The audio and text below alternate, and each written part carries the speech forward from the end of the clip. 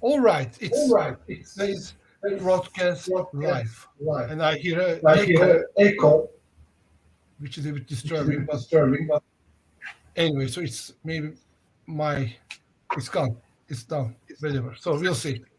All right, so Ümran, pleasure having you. Thank you. And it's been a while we haven't talked actually. I keep It's on true. hosting various panels and conversations with you, and it's always a pleasure to Thank have you. you. So tell me, what keeps you busy nowadays? Actually, it's a very interesting time, like 2 years of COVID and aftermath. And still, of course, we don't know if it's coming back again, as another wave. But at this point, we were just feeling great, in terms of, yes, we are out of it, leaving the masks behind. And then, of course, the unfortunate events, starting on February 24th. And now we are really thinking about the people around the world impacted, especially in Ukraine and in Europe, of course, and all the Ukrainians around the world. So that's kind of keeping my mind and heart busy. It doesn't mean that I'm doing a lot or I can really do much other than having some support here and there. But that's one thing, of course, keeping us occupied emotionally also.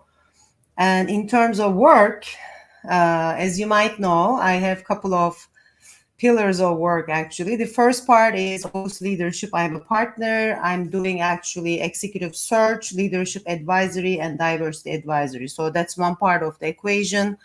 So my focus is talent and diversity. The second one is my non-executive board roles, where I'm basically in public boards and also nonprofit boards. And the third is our family foundation, Beba Foundation, where we are doing support for women and youth in terms of mentoring, in terms of training and network building. Pretty busy schedule. And yeah, just coming back to the first thing you said, like this back burner or the background noise, what's going on in the world and how Yes. they all affect us. It's maybe it's always been the case. I don't know. So I can't really see or hear or kind of remember the old days. There was always something going on in the world, isn't it? But I think with technology or with communication or with, I don't know, social media, I don't know what actually, but I really feel it close, Mhm. very, very, very close to me. And I notice myself, my internal dialogue, my internal chat, sometimes arguing with who is right, who is wrong. I'm kind of Yeah. judging everything, and then lack of confidence. Everything I hear, I say whether is it truth or like somebody is using the truth for another purpose. Yeah, it's tiring. I know it really makes me kind of tired as well. So this back burner. But on the other hand, Umran, as you said, Mhm. maybe this is the new normal. So when we think about leadership in the context, maybe one crisis will finish and another one emerge. Maybe two of them will be in the same time, and there is no holiday for crisis. We need to learn maybe. Yeah, you are actually right. I mean, we always had to deal with crisis in leadership roles. So when I look at my background of 35 years in corporate life, 25 years with PepsiCo, starting in 2001, it was a major devaluation. Before that, actually, we have a major earthquake and our plant was impacted in Izmit in Turkey. And then I went to Asia Pacific. You can imagine, every other month we had something, the tsunami, the Japan tsunami, nuclear movement. And there were a lot of, events, natural, unnatural, bombings. I was in Lebanon when the airport was bombed. So I can go on in terms of the list. But at the end of the day, I think what happens in those situations, the first focus is people. You have to make sure your people are safe if you are in a leadership role. Then the second is the business continuity. And the third one is the community, how you can help and support your communities. I think that's always the kind of priority of, how we can approach these situations. And I see that it's, again, I mean, the rules do not change. You have to make sure your people are safe. If you are, let's say, operating um, close to this, of course, unfortunate situation, you have to do those. But also there is a huge community aspect now, because there are people being displaced. And more, of course, we are seeing the refugees as like an important topic of diversity, where how do you make sure you also care them in the workplace? How do you make sure you find, roles for them in the short term, in the midterm? How do you integrate them? So there are many new questions coming out of these situations. Exactly. And, I can argue that nothing is new. So, think about all the refugees in Turkey or in Europe, Yes. coming from Africa, Syria, Afghanistan. And this is our part of the world. I'm sure it's the same pattern in Asia, in Latin America, everywhere there are displaced people. And now we are seeing it from the diversity inclusion angle, because it has an impact on the workforce. One thing, Imran, which is Mhm, coming back to leadership. You said all these three things, like taking care of your people, business continuity, community aspect. But what mhm. about the leader, yourself? How did you manage to keep your own internal balance intact? Or, how could you protect yourself? Because one Mhm. thing I argue, leadership is all about how you manage your conflicts. And in Yeah. such a position, there is such an internal conflict, isn't it? So what would you say? So, from a personal values point of view, I analyzed this for a while. I mean, like I had this 2006, 2007 period in my life. I attended several activities or workshops on authentic leadership, and that's led me into understanding my leadership values, personal values. And within that, there is one which is giving support, getting support. So when Mhm. you're in a leadership role, you are, of course, expected to give a lot of support to people and communities and everything, the business shareholders.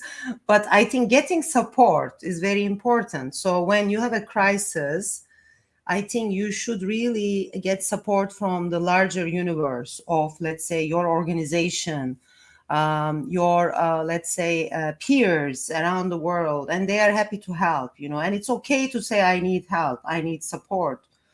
Your family, sometimes, that's desperately needed, depending on the situation. But actually, that's the key. As a leader, we always sometimes think like, okay, I have to give support, I have to be giving, and I think it's wrong, because you can't just uh, continue giving if you don't get, because otherwise you will be depleted, right? So our energy. Therefore, it's that equation, that balance, give and get. Yeah, there's so much research that says one of the things that we appreciate a lot in others is authentic leadership, to see their vulnerability. But when it Yes. comes to us, we hate to show our vulnerability. It's asymmetrical, isn't it? But on the other Yes. hand, I hear you. I hear you. We should know how to really show the vulnerability, and also to really share whatever internal conflict we live. And maybe that's where we'll touch and come back to mentoring. But in the meantime, please tell us more about what you did for you did lots of things for gender issues, woman emancipation. Um, Maybe we need to hear a bit about those. Sure. Yeah, 2006 was the year again, actually. That was an important year, I think, in my leadership. So I actually, in 2004, I moved to the Middle East Africa region as a general manager for a business unit. So I was in charge of Turkey, Jordan, Lebanon, Syria, Iraq.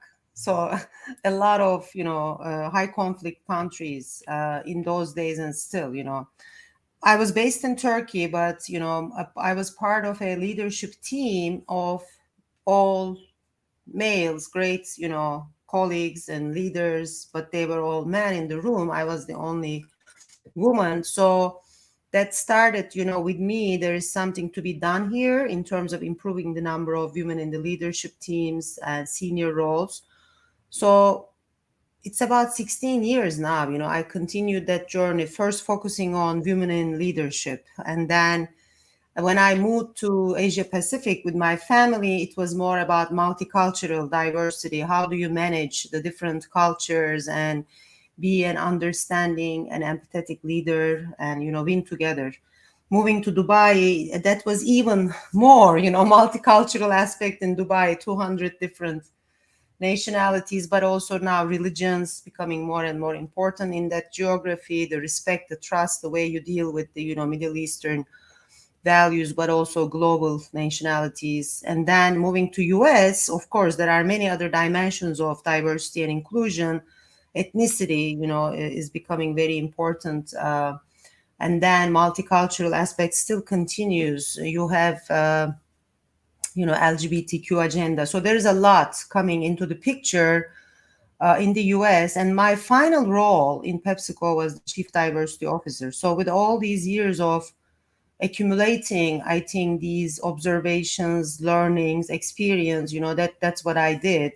And now I'm still actually focusing on diversity as a consultant. Yeah. And how mentoring fits in this picture? It fits very well. Actually, in 2006, when we first launched our Middle East Africa program, we identified 4 areas for a better, gender equality in the workplace. Work-life balance, of course, was the important one. Then the overall communication, bringing others with you. The third aspect was the culture, building a culture of inclusion. And the fourth was development. So we started with a mentoring program at the highest level. We matched the C-suite leaders, most of them were males, but match them with the high potential, female and male leaders, but we made sure it was 50-50.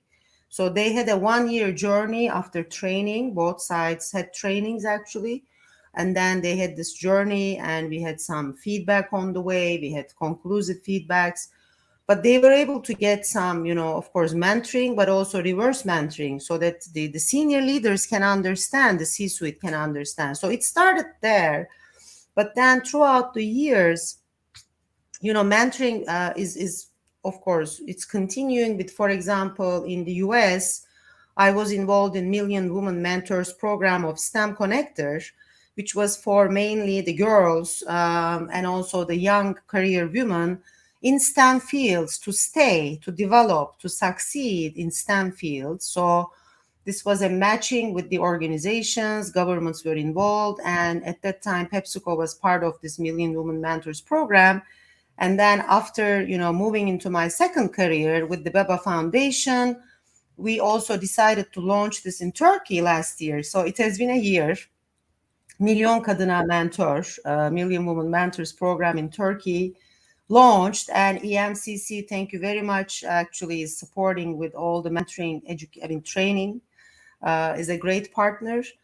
At this point, we have founding partners. We have, of course, great mentors, mentees, and our target is 1 million relationship in 10 years. So technology, STEM, okay, we will talk about it, I'm sure, in this session. Exactly. I'm one of the ambassadors as well. So I truly believe, and my daughter studies in STEM.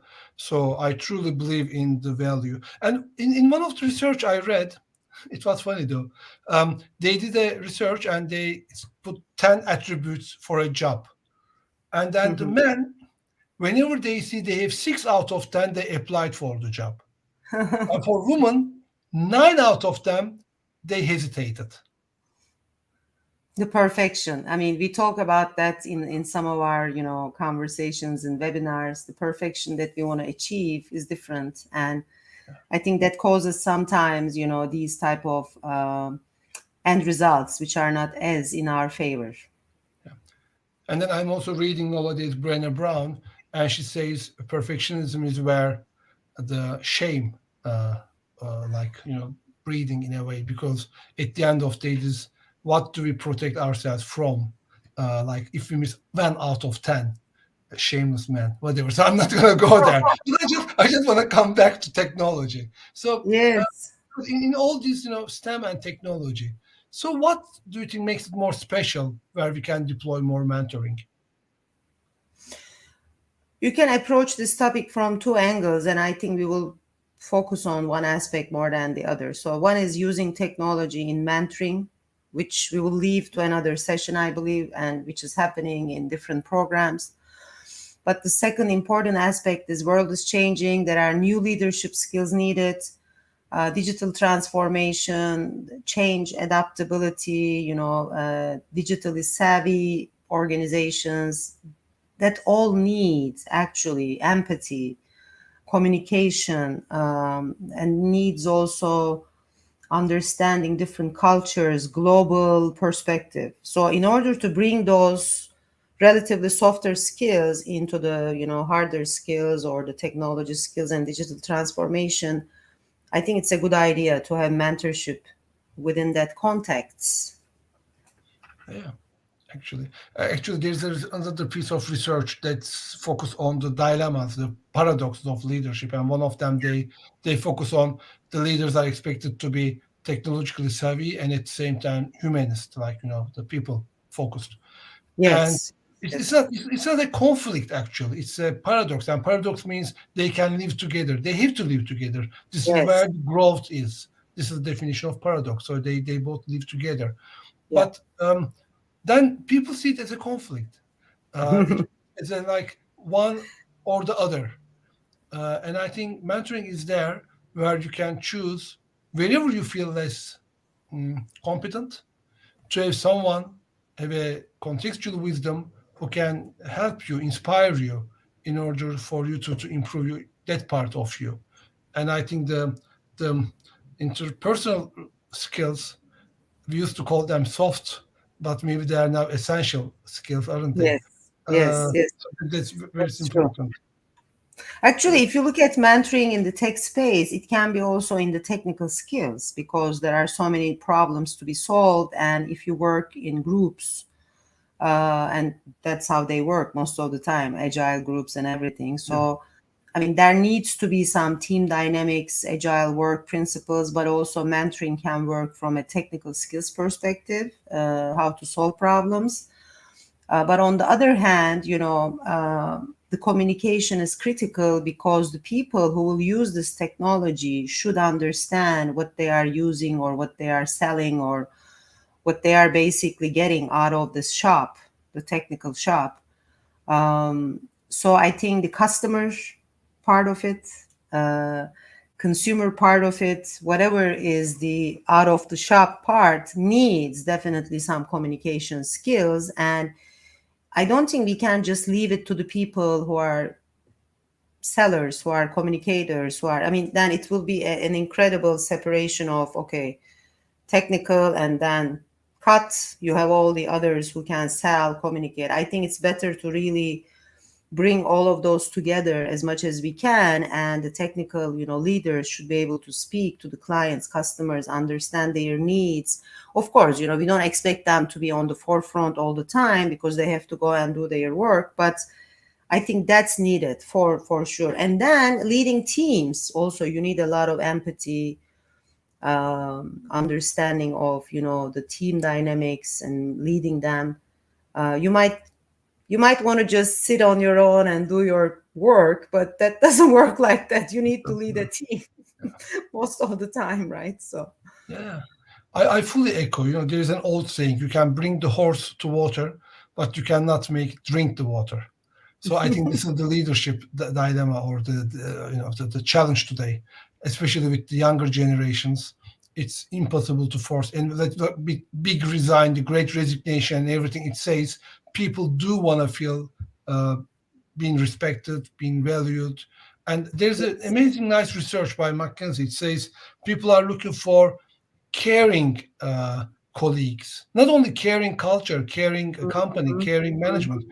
They want caring colleagues. That's new. So we want us to Yeah. take care of each other. And thank you. I totally agree. Everything is team. It's all about collaboration. So there's no like. You remember, in my old like younger, we used to have the Superman coming and saving the world. There's no such thing left. It's always teamwork, teamwork, teamwork, and it requires winning hearts and minds of people at the same time. Yeah, you're right. Yeah, and the Yeah, teams are also changing. It's not like in the past, there is one team you manage and then you move to a new role in 3, 4 years, you have another team. Today, you have projects, you have teams, and those projects and teams may change during the year, or you might be running actually 2, 3 teams at the same time, or you can be a leader in one, you can be a member in the other. So we were actually testing in one of my last roles the network feedback, because at the end of the day only the manager's performance rating should not be actually this alone solo evaluation for the person. How are you contributing to a team? How do they see you? How do you participate? And all that should be also getting some network feedback, and that should be part of your annual evaluation. Is kind of the ultimate performance management approach. So within that, I think mentoring plays a key role, because we will be, I think, mentors in some cases, mentees in other cases, without even knowing. It doesn't always have to be formal. I agree. I agree. The formal element comes with the design of the programs. So in EMCC, we had lots of empirical research, and it shows the impact of the program is basically the Yeah. design of the program rather than the Hmm. just value, the quality of mentors. So you're right. Mentees and mentors, they develop together. It's a kind of non-judgmental dialogue. They learn from each other, respect-based dialogue. But at the end of the design of the program, the goal, how the Yes. stakeholders have been defined, have they been informed or trained, and how the program is measured, the ethical framework of the program, all Yeah. those aspects are very important. And you're right. So at the end of the, it is social equalizer, isn't it? So at the end of the, as you gave the example from the front office to back office, from sales to production, it's all Mhm. team, and it's a social equalizer. People do talk and to learn from each other.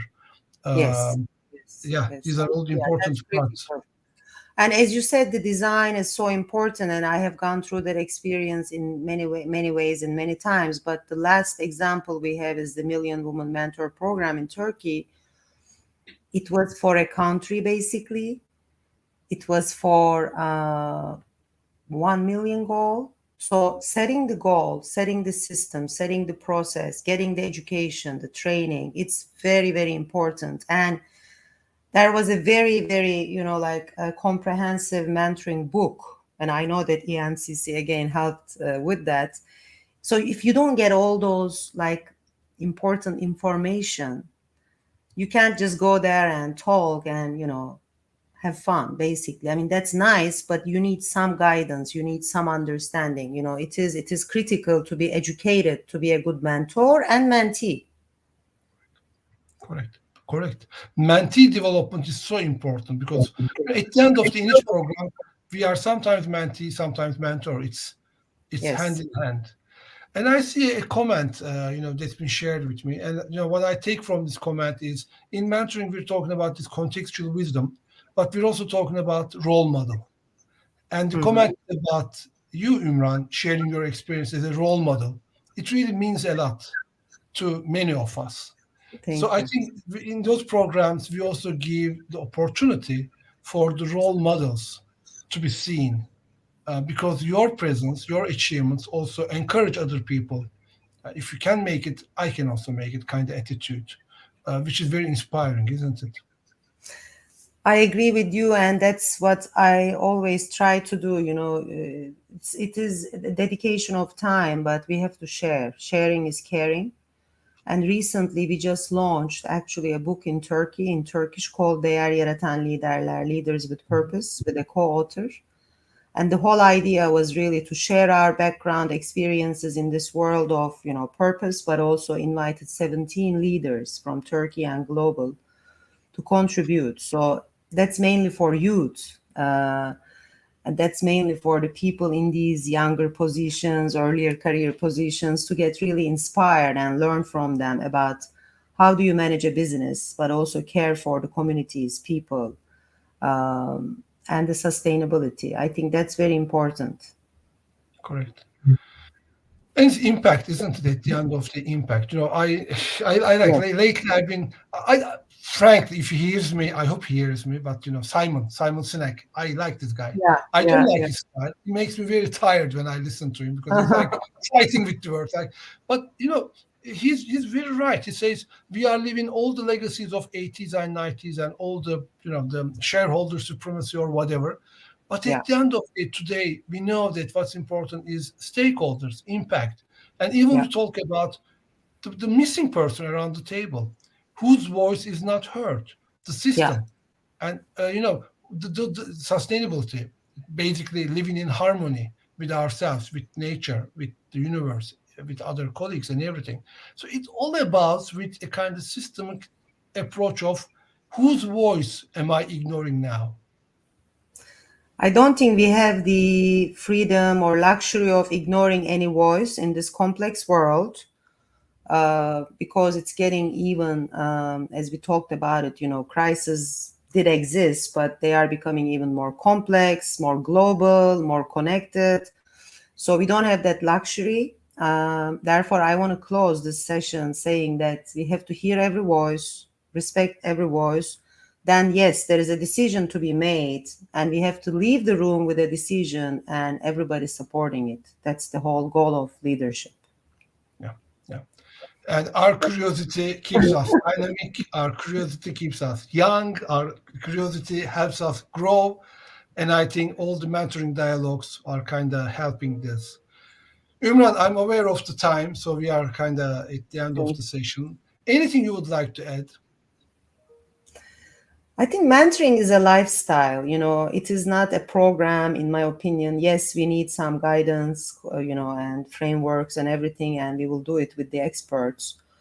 But it's a mindset, it's an approach, it's giving back, it's getting support, as I said. So we all need mentors at some stage in our lives, and we also need to be giving mentorship to some others throughout our lives. If we don't see that happening, I think we are missing a joy, we are missing a satisfaction. So let's get on board and start mentoring and getting mentored. You are amazing, Imran. It's always a pleasure having you around. And thank you very much for your time. I know you're so Thank busy, you.